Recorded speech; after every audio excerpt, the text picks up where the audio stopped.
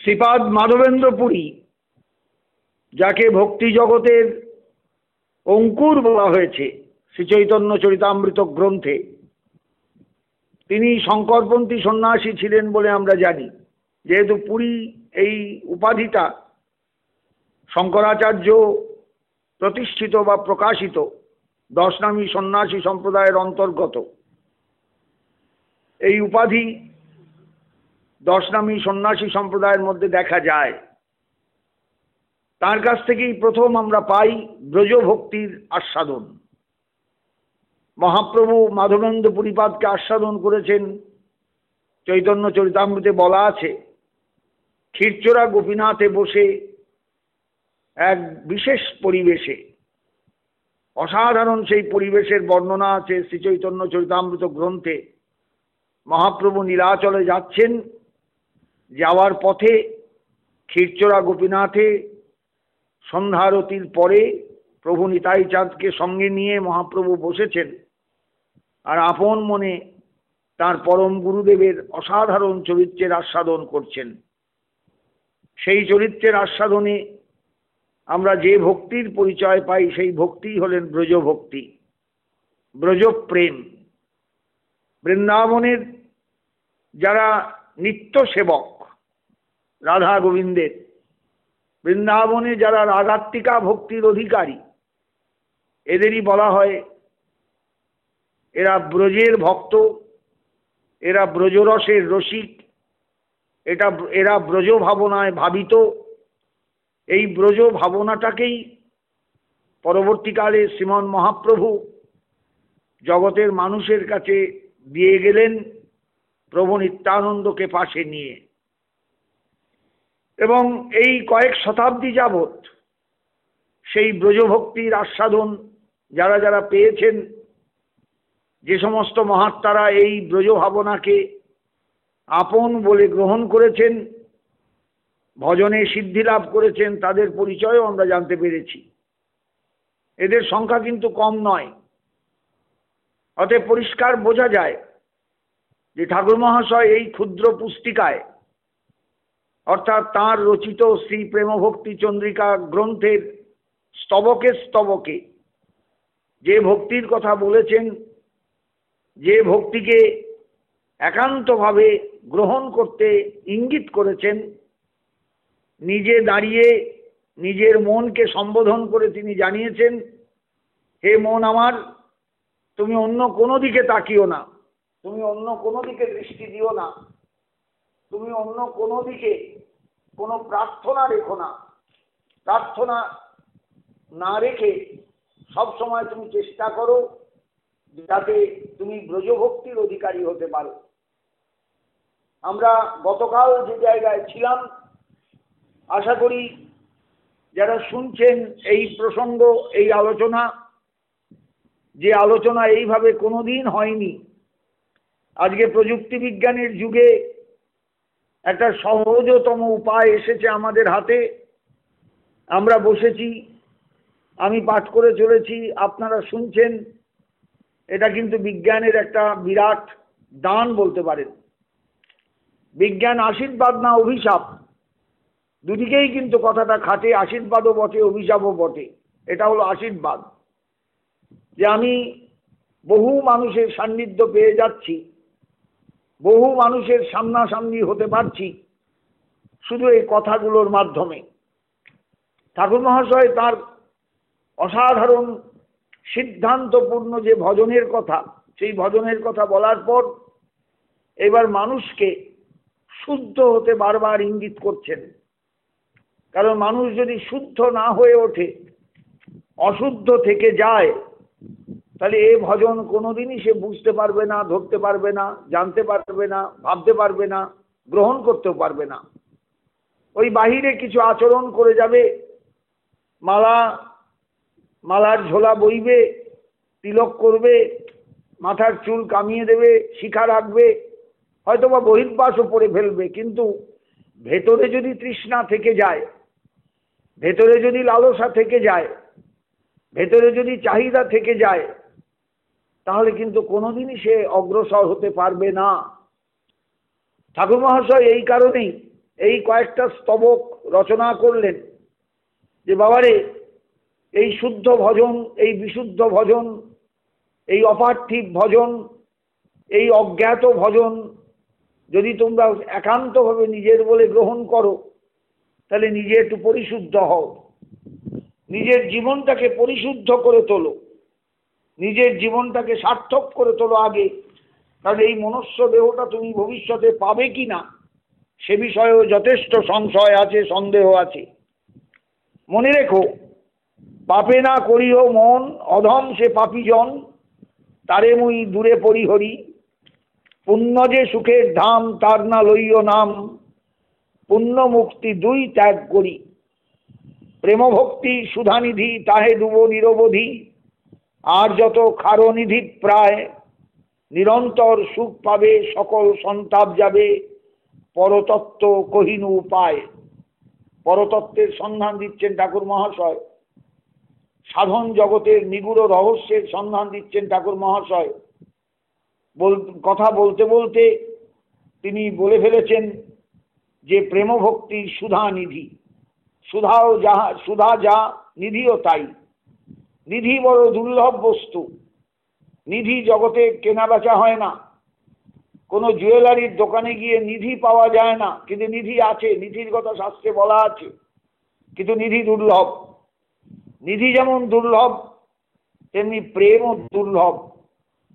পরিষ্কার শাস্ত্র বলেছেন, শ্রীমদ্ ভাগবতে এক জায়গায় বলা আছে, সেয়ং সাধন সহস্রী হরিভক্তি সুদুর্লভা। সহস্র সহস্র সাধনের মাধ্যমেও হরিভক্তি অর্জন করা যায় না। হরিভক্তি এত সহজলভ্য বস্তু নয়।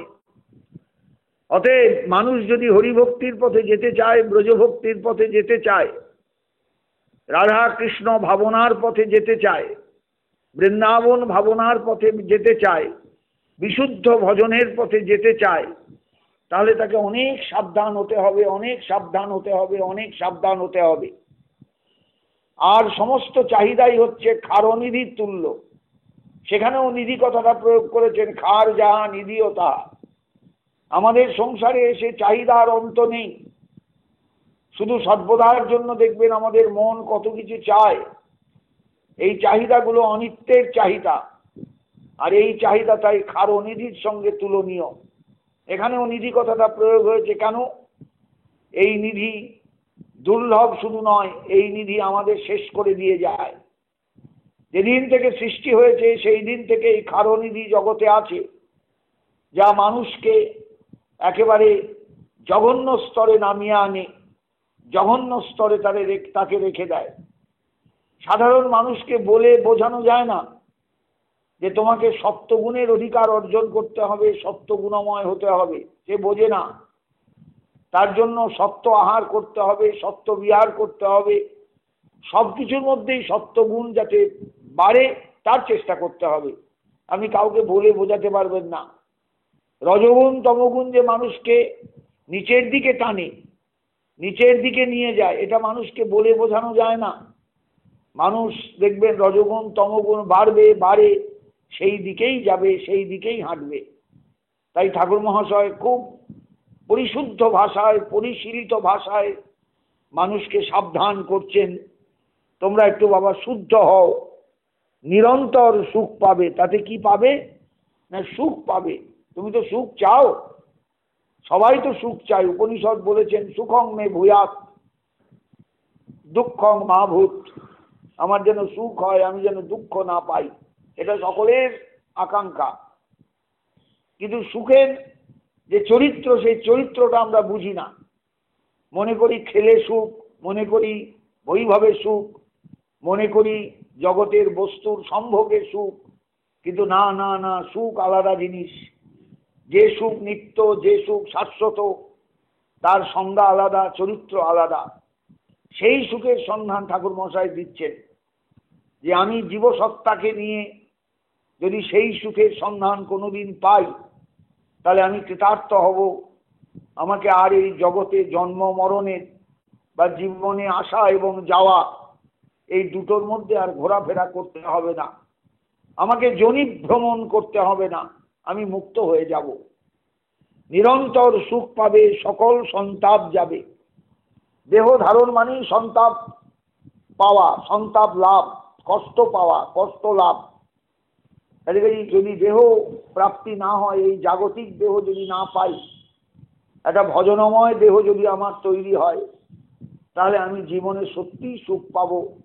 এবং সেই সুখটাই কাঙ্ক্ষিত সুখ, প্রার্থনীয় সুখ, আনন্দদায়ক সুখ। পরতত্ত্বের পরতত্ত্ব কহিনু উপায়, এই হলো পরতত্ত্ব সীমা।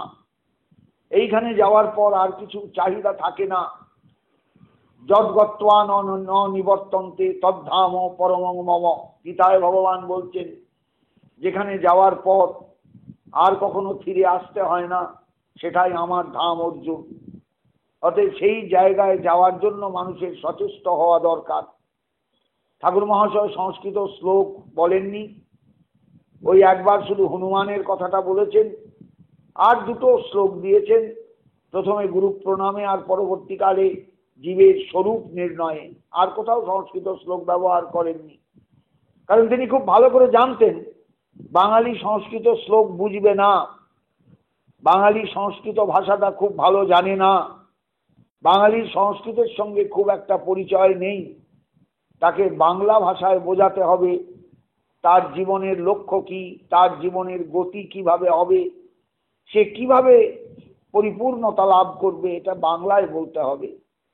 আমি অবাক হয়ে যাই ঠাকুর মহাশয়ের এই অসাধারণ একটা চারিত্রিক পরিচয়কে যখন বুঝতে পারি, যে তিনি কতটা দরদি মন নিয়ে, কতটা মানুষের প্রতি ভালোবাসার চেতনা নিয়ে, যাকে মানবতাবাদ বলে আজকের ভাষায়, আজকের দুনিয়ার ভাষায়, এই মানবতাবাদী চেতনার পরিচয় দিয়েছেন। মানবতাবাদ মধ্যযুগের সম্পদ নয়, তখন মানুষ মানবতাবাদটা বুঝতো না, কিন্তু ঠাকুর মহাশয়ের এই আচরণ একটা অসাধারণ মানবতাবাদের দৃষ্টান্ত। তিনি মানুষকে ভালোবেসেছেন, মানুষকে ভালোবাসতে চেয়েছেন, বিশেষ করে তার গণ্ডির মধ্যে, তার ধারে কাছে, তিনি যে জায়গায় বাস করতেন তার চারপাশের মানুষকে তিনি চেষ্টা করেছেন যাতে তাদের প্রত্যেকের অন্তরে ভগবানের যে উপলব্ধি, সেই উপলব্ধির প্রদীপটা জ্বলে। এই প্রদীপটা না জ্বালাতে পারলে কোনোদিন মানুষ এগুতে পারবে না, এই প্রদীপটা না জ্বললে কোনোদিন মানুষ শান্তি পাবে না। জীবন যখন আছে, দেহ যখন পেয়েছি, দুঃখ থাকবেই। অতএব দুঃখের কষাঘাতে জর্জরিত মানুষকে যদি এই শান্তির অসাধারণ সোপানের পরিচয় দেওয়া যায়, তাহলে মানুষ কৃতার্থ হবে, মানুষ সার্থক হবে জীবনে। এই কারণেই ঠাকুর মহাশয়ের এই গ্রন্থ রচনা। এটা মানুষের কাছ থেকে এই গ্রন্থ লিখে তিনি হাততালি কুড়োতে চাননি। তিনি এই গ্রন্থের বিনিময়ে সহস্র সহস্র মানুষকে দীক্ষা দিয়ে গুরু সাজতে যাননি। তিনি চেয়েছিলেন তার এই গ্রন্থের মাধ্যমে, পুস্তিকার মাধ্যমে মানুষ যেন তার নিজের পরিচয় জানতে পারে, নিজের আসল পরিচয়টা জানতে পারে, আসল তার যে ভূমি, সেই ভূমিটা যেন জানতে পারে। এরপরেই ঠাকুর মশাই বলছেন যে শুধু দেহটা শুদ্ধ, মন শুদ্ধ হলেই চলবে না বাবা, খুব সন্তর্পণে তোমায় এগুতে হবে ভজন রাজ্যে। কারণ যে কোনো মুহূর্তে দমকা বাতাসে যেমন প্রদীপ নিভে যায়, তেমনি তোমার অন্তরে যে ব্রজভক্তির প্রদীপটা তুমি জ্বালিয়েছ, সেটা যেন দমকা বাতাসে নিভে না যায়। তুমি সর্বদা চেষ্টা করবে প্রদীপ জ্বললে দু হাতে আড়াল দিয়ে যেমন প্রদীপকে বাঁচাতে হয়, শিখাটাকে বাঁচাতে হয়, যাতে দমকা বাতাসে শিখাটা নিভে না যায়, তেমনি তুমিও তোমার অন্তরের এই ভজনের প্রদীপটা জ্বালিয়ে যখন তোমার দেবতাকে তুমি আরতি করতে যাবে, সাবধান থাকবে যেন কোনো বাহিরের দমকা বাতাসে ভেতরের প্রদীপটা নিভে না যায়। অন্যের পরশ যেন নাহি কদাচি ধ্যান, ইহাতে হইব সাবধান। অন্যের কোনো স্পর্শ যেন তোমার মধ্যে না আসে, কারণ তুমি জানো না তোমার পাশের লোকটি সত্যগুণময় কিনা, সে হয়তো রজগুণময়, তমগুণময়।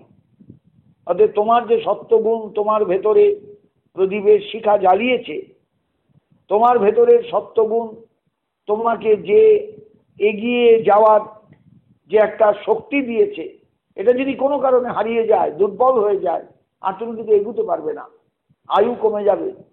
আস্তে আস্তে একদিন দেখবে আয়ু শেষ হয়ে এসেছে, তুমি কিছু করতে পারলে না, এই জীবনটা ফাঁকা চলে গেল। অতএব প্রত্যেক মানুষকে তিনি সাবধান করেছেন যে শুধু শুদ্ধ হলে চলবে না, ভেতরের প্রদীপটাকে জ্বালিয়ে রাখতে হবে সর্বদা। তাকে স্তিমিত হতে দিলেও চলবে না, সে যেন প্রজ্জ্বল শিখা নিয়ে জ্বলতে পারে। অন্যের পরশ হেন নাহি কদাচিৎ, অন্যের পরশ যেন নাহি কদাচিৎ হেন, ইহাতে হইব সাবধান। আমার ভজন জগতে চলবার সময় যেন অন্যের স্পর্শ না আসে। বিভিন্ন ধরনের মানুষ সমাজে চলে, বিভিন্ন ধরনের মানুষ আমাদের চারপাশে আছে। তারা কেউ দীক্ষিত, অনেকেই দীক্ষিত নন। যারা দীক্ষিত তারা বিভিন্ন জায়গায় দীক্ষা নিয়েছে, তাদের দীক্ষার কোনো শাস্ত্রীয় কোনো ব্যাখ্যা দেওয়া যাবে না হয়তো। তারা এমন এমনভাবে দীক্ষিত, দীক্ষার মূল্যটাই তারা বোঝে না। দিয়তে জ্ঞান বিজ্ঞানং ক্ষীয়ন্তে পাপরাশয়, তেন দীক্ষেতি প্রক্তা প্রাপ্তা চেত সদ্গুরুর মুখাত।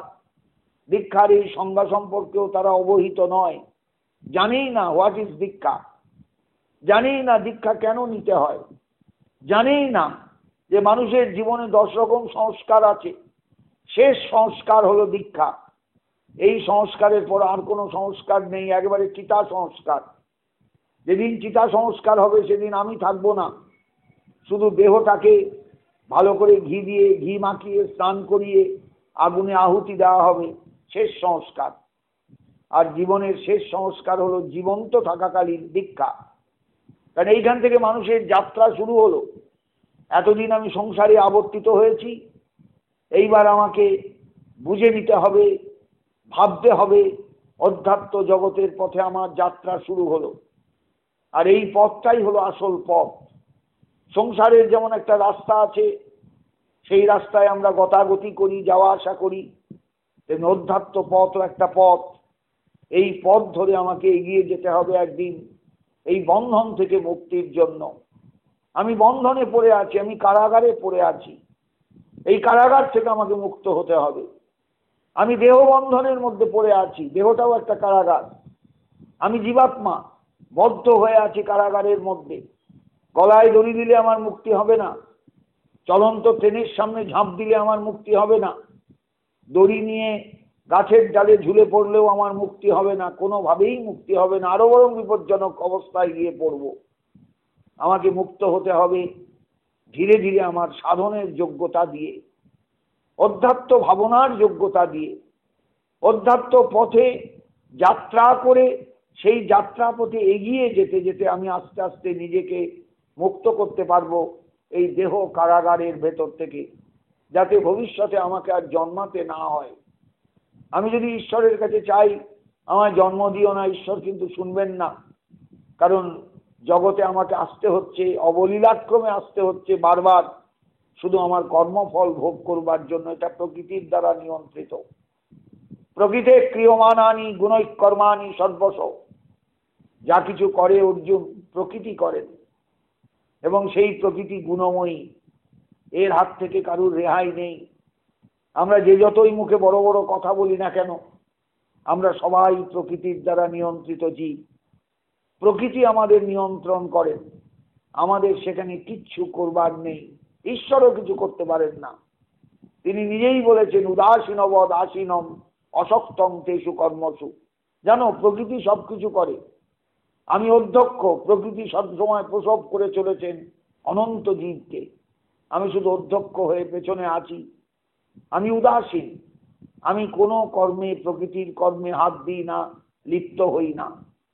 কালীর পায়ের তলায় যে মহাদেব পড়ে আছেন উদাসীন, গীতার ভাষায় দেখবেন সেই উদাসীনের পরিচয় আপনি পাবেন। কালী তত্ত্বটাই গীতার মধ্যে ধরা আছে।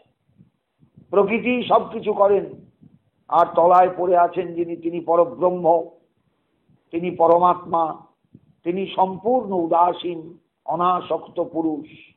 সাংখ্যের পুরুষ এবং প্রকৃতির পরিচয় বাঙালির কালী পূজার মধ্যে দেখতে পাবেন সবাই, বুঝতে পারবেন সবাই।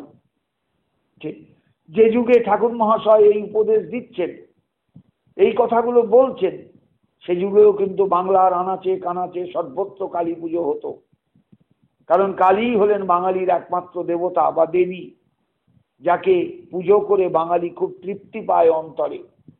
আদ্যাস্তবে বলা আছে, কালিকা বঙ্গদেশে চ অযোধ্যায়াং মহেশ্বরী, বারাণস্যাম অন্নপূর্ণা, গয়াক্ষেত্রে গয়েশ্বরী, কুরুক্ষেত্রে ভদ্রকালী, ব্রজে কাত্যায়নী। পড়া আছে, যারা আদ্যা স্তোত্র পড়েন নিত্য, তারা দেখবেন আদ্যার পরিচয় পাবেন, আদ্যা শক্তির পরিচয় পাবেন, কোথায় তার অবস্থান, কোথায় তিনি আছেন, সর্বত্র তিনি আছেন। অতএব এই প্রকৃতিকে আমরা অস্বীকার করতে পারবো না। অবশ হয়ে আমরা প্রকৃতির অধীন হয়ে জীবনযাপন করতে বাধ্য। অতএব সাবধান করছেন ঠাকুর মহাশয়, অন্যের পরশ পরশ যেন নাহি কদাচিৎ হেন।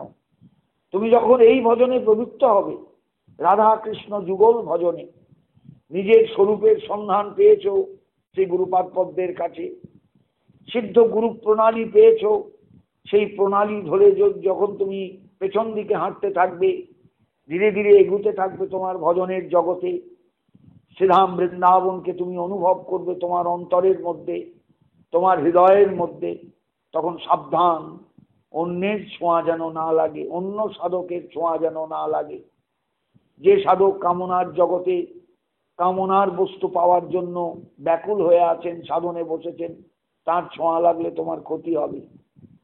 এমন কোন সাধকের সঙ্গ তুমি করবে না, এমন কোন সাধনার সঙ্গে তোমার পরিচয় হলেও তুমি সেই পথে হাঁটবে না, যে পথে হাঁটলে তোমার নিজের ভাবের প্রদীপটা নিভে যায়, তোমার ভাবের আস্বাদনের জগৎটা, ভাবের জগৎ আস্বাদনের জগৎটা যেন নষ্ট না হয়ে যায়।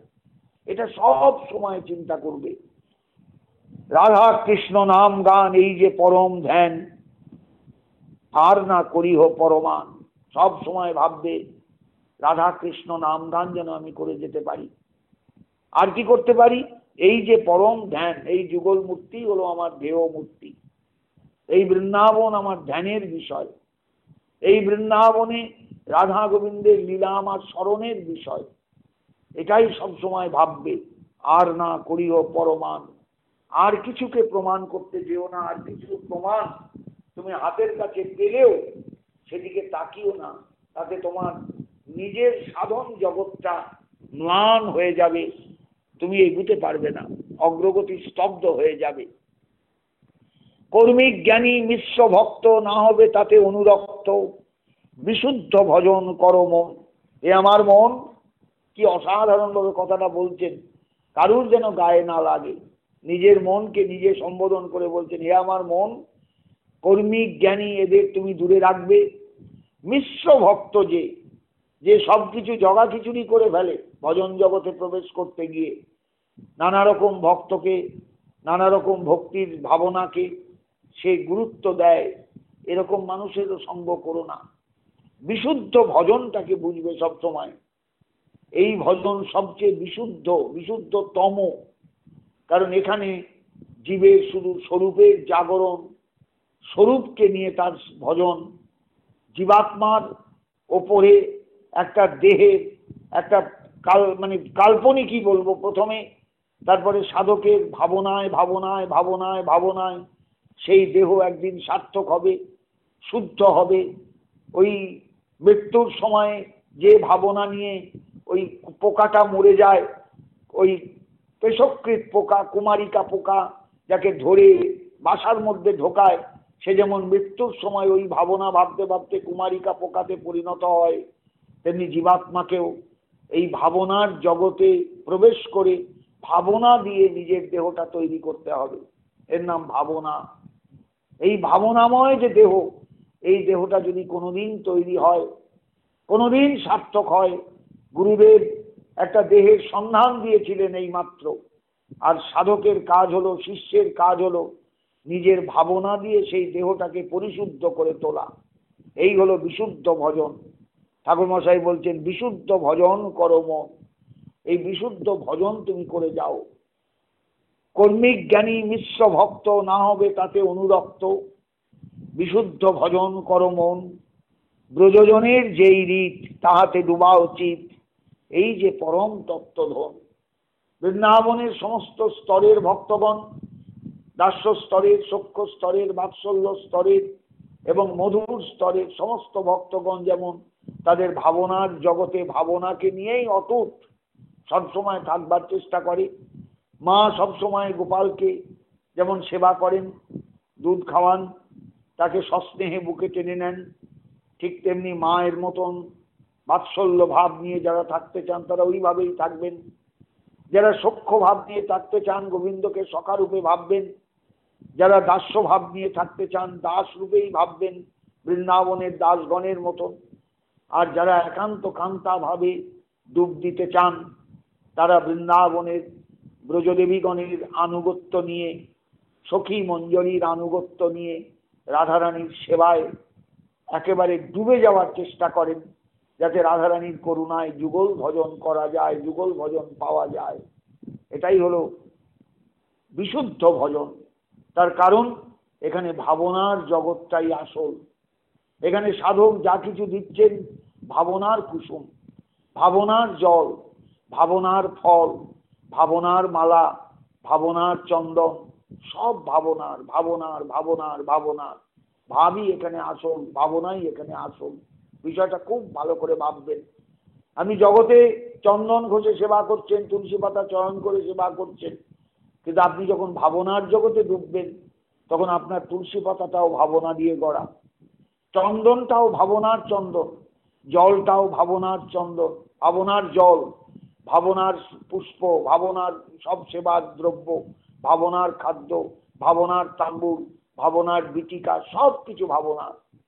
ব্রজজনের যেই রীত, বৃন্দাবনের ভক্তগণ, বিভিন্ন সেবকগণ যেমন বিভিন্ন ভাবরাজ্যের অধিকারী হয়ে তারা গোবিন্দের সেবা করেন, তুমিও সেইভাবে সেবা করবে।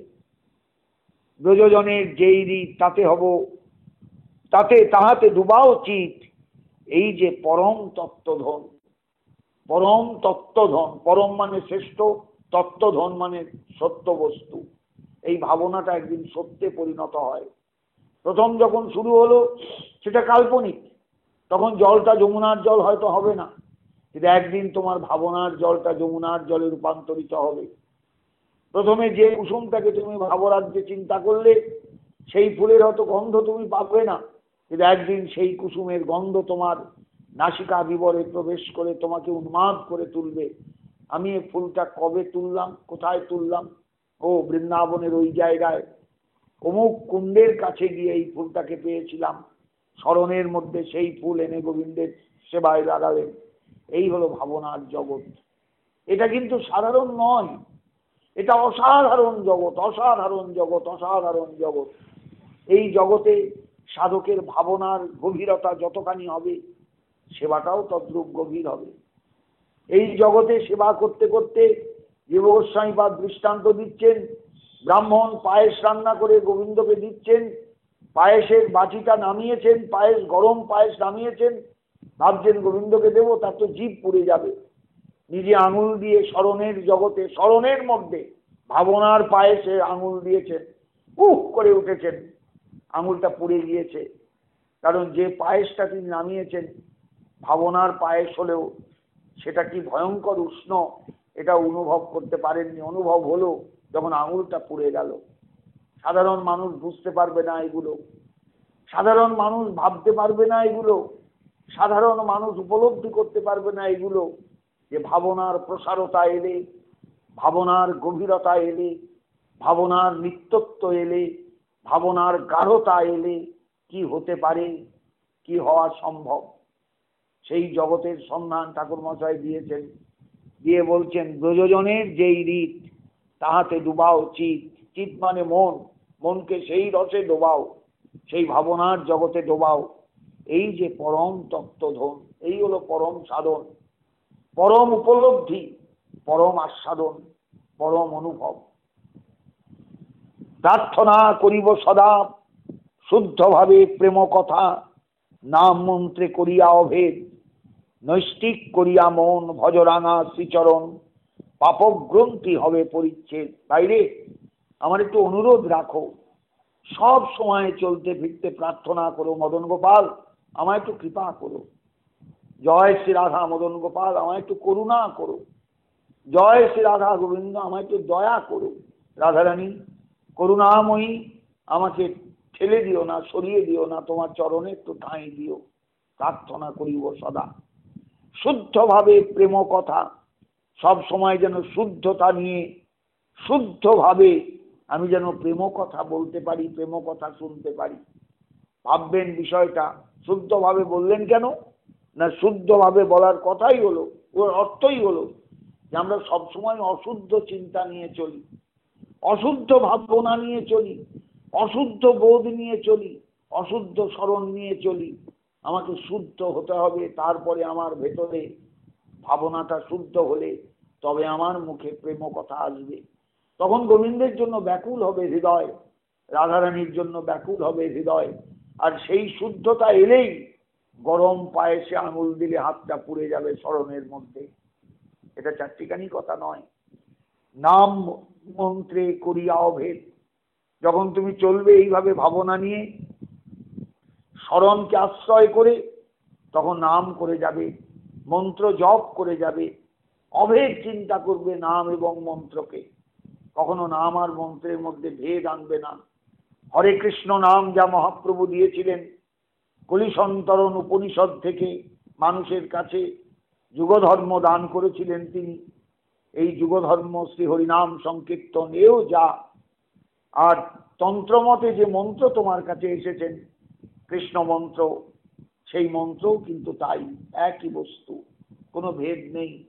অতএব আমি নাম একটু বেশি করব, মন্ত্র আমি জপ কম করব তা নয়, নামও যতটুকু করবে মন্ত্রও ততটুকু করতে পারো। এমন একটা দিন আসবে তখন নাম করতে আরম্ভ করলে নাম ছাড়তে ইচ্ছা করবে না, মন্ত্র জপ করতে আরম্ভ করলে মন্ত্র ছাড়তে ইচ্ছা করবে না।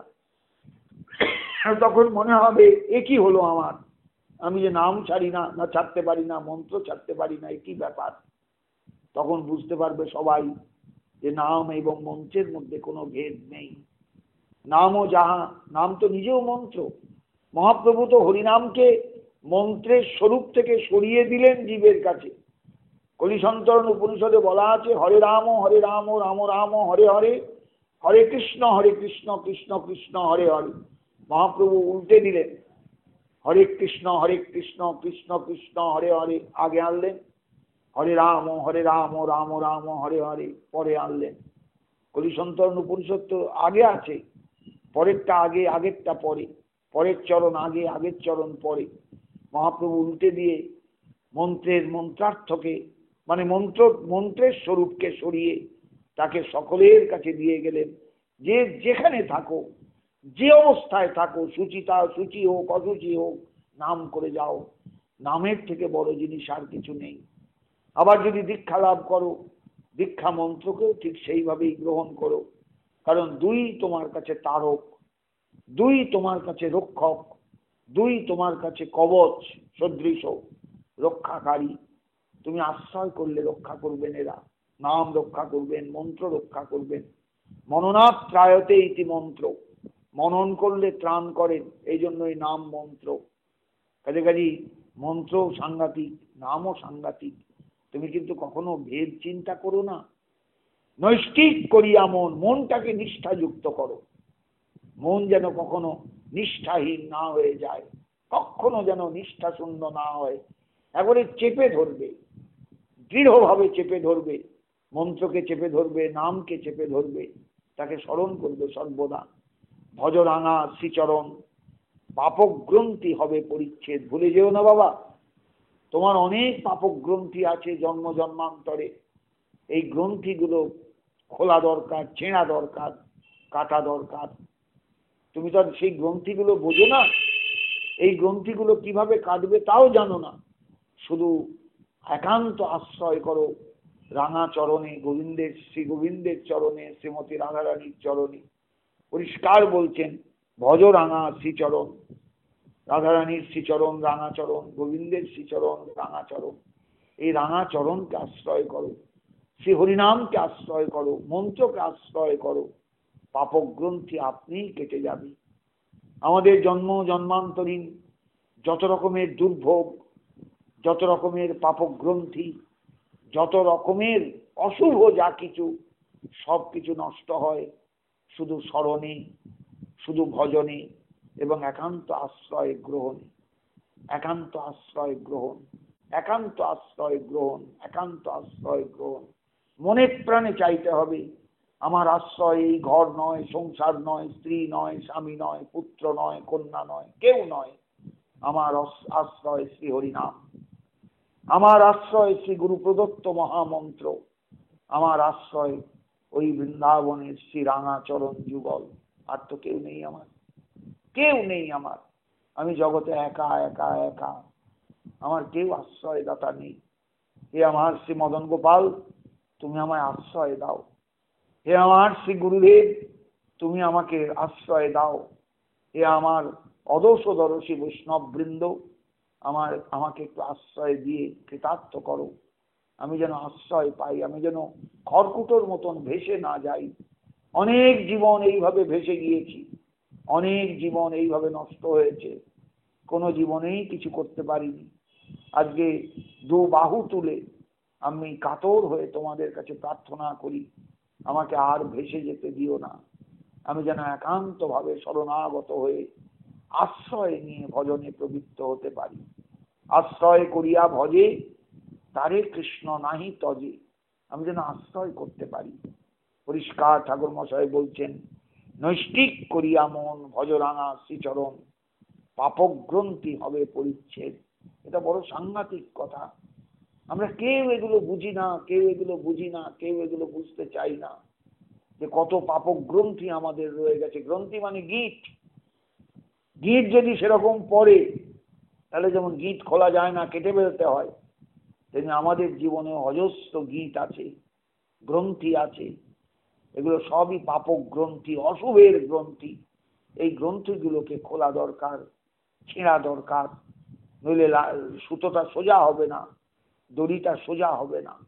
তা আমাদের জীবনকে সহজ করতে গেলে এই পাপক গ্রন্থির হাত থেকে বাঁচা দরকার। কে সাহায্য করবে? কেউ নেই, কেউ নেই। আমরা যাদের সাহায্যকারী বলে মনে করি, আমার বাড়ির লোক, ঘরের লোক, কেউ নয়।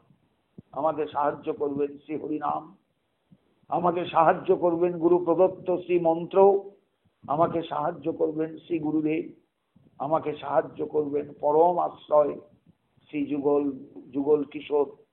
আর কেউ নয়, আর কেউ নয়, আর কেউ নয়। জয় নিতাই, জয় গৌর সুন্দর, জয় গৌর ভক্তবৃন্দ।